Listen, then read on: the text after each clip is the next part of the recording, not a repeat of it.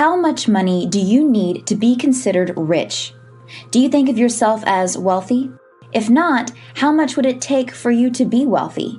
A study from Charles Schwab revealed that people believe it takes $2.3 million in order to be rich. If you had $2.3 million, you could bring in $138,000 in yearly passive income if you had a return of 6%.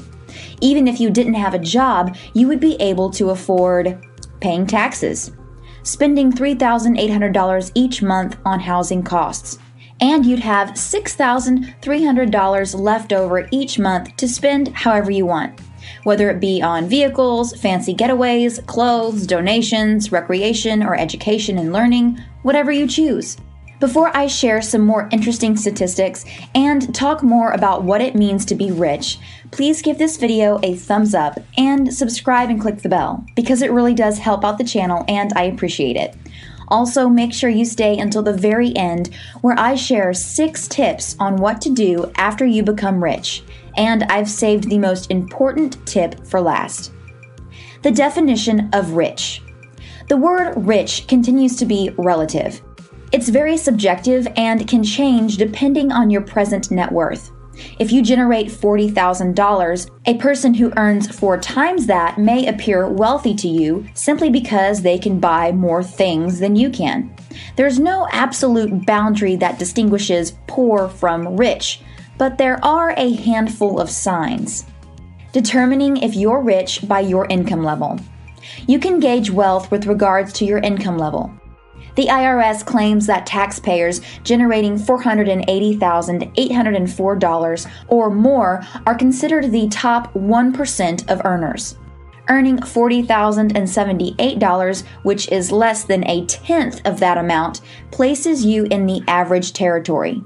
Now, you'll see a big difference if we look at the poverty threshold for a family of 4, which is $25,750. But having a sizable salary doesn't imply that you're wealthy if you're just trying to make ends meet and living paycheck to paycheck. And apparently, 59% of Americans are living this way. Determining if you're rich by your net worth. Determining if you're rich by your net worth can give you a considerably different figure. Net worth is the total of an individual's assets, consisting of bank accounts, financial investments, and real estate. Then you subtract their financial debts, such as home mortgages or other loans. While you can determine wealth through net worth, it's a lot more challenging to get individuals to see eye to eye on what that money amount would be. Furthermore, a person may seem to possess a very high net worth, but in reality, if you don't take into account their financial debts, you won't really get a good idea of their true net worth. Therefore, if you live in a huge house with massive walk-in closets filled with designer clothes and you have a mountain of debt, then you aren't really that rich. Does being rich mean you're happy? Wealth could just be a frame of mind. A study found that 72% of the participants stated that their meaning of rich depended on the quality of their lifestyle, as opposed to a particular money figure. So in that case, how much money does it require for people to be satisfied and happy? Research studies reveal that individual well-being peaks at yearly earnings of $75,000, and life satisfaction peaks at $95,000. That number is nearly 50% greater than the median household earnings of $61,937.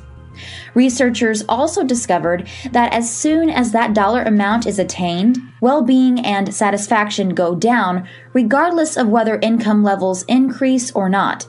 They hypothesized that once fundamental needs are satisfied and financial debts paid off, the pursuit for even more money leads to a kind of social money comparison that in fact reduces the feeling of well-being.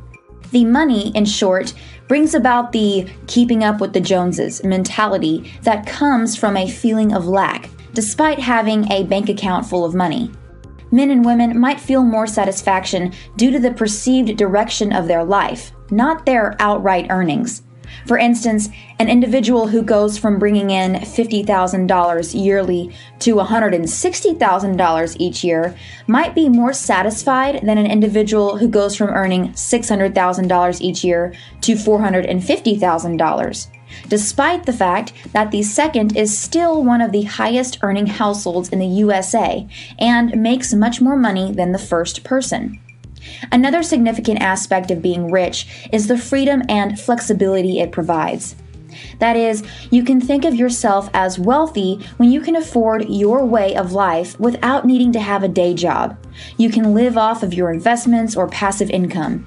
When you don't have to report to a boss, you have the complete freedom to do what you really want to, anytime you want to do it, as often as you want to do it. By this standard, a person could be wealthy without a very high net worth or a high income level, just as long as they're satisfied with their lifestyle. What to do after you become rich? So let's say you have enough money to support your ideal lifestyle. So then what? What's next? Well, other than simply enjoying your life, the most important thing is to make sure that you live within your means so that you don't run out of money or go into debt along the way.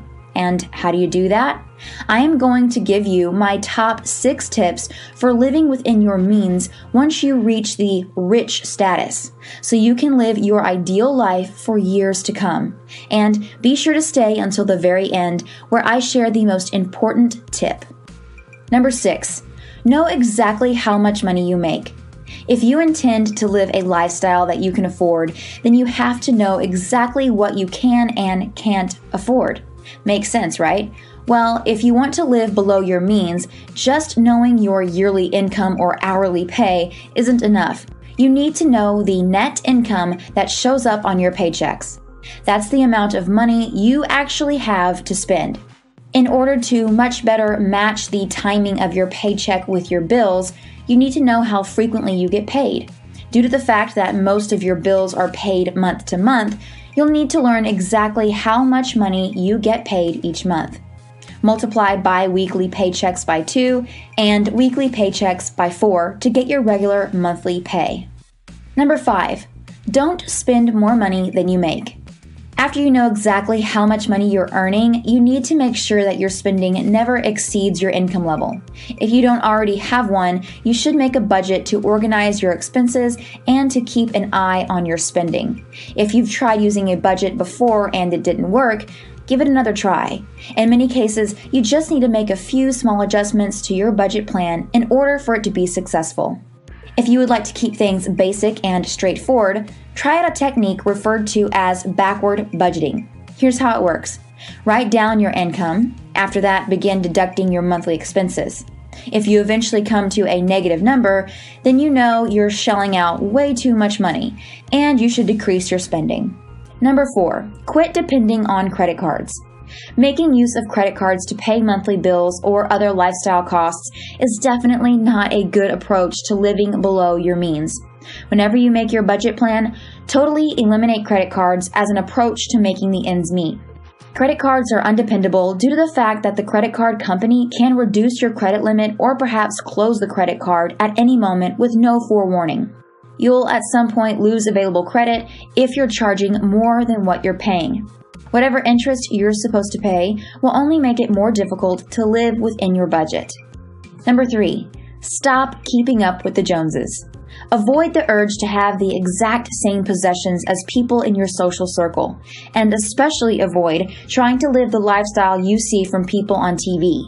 You might manage to use credit cards and loans to only look like you're rich for a brief period of time, but you'll have to deal with the consequences down the road, and you'll wind up spending more because interest is added to your balance every month. Number 2, save money for a purchase rather than putting it on credit. Men and women frequently use credit cards for huge orders they can't completely pay for, like a brand new TV. Rather than buying these items on credit, put away some money every month up until you've conserved enough to purchase it outright. If you don't have the money to save up for the item, then you shouldn't buy it because you can't afford it. Before I move on to number 1, please give this video a thumbs up and subscribe and click the bell because it really does help out the channel and I appreciate it. Also, type the word yes down in the comments below if you are working toward being rich on your own terms. Number 1, create an emergency fund. Having financial savings that are devoted to unexpected emergencies will help you to not turn to credit cards anytime you encounter a money crisis. An emergency fund of 3 to 6 months of lifestyle costs is optimal. However, at least having $100 to $200 will assist with a few of the small disasters every now and then. Use your budget plan to determine what you can afford to set aside every month. Then put together an automatic transfer in order to achieve your financial savings target easier. If you want to learn how to start making easy money on the side, click the video on the screen to see 20 ways you can start making money today. In this video, I'll share with you my favorite ways to earn some extra cash.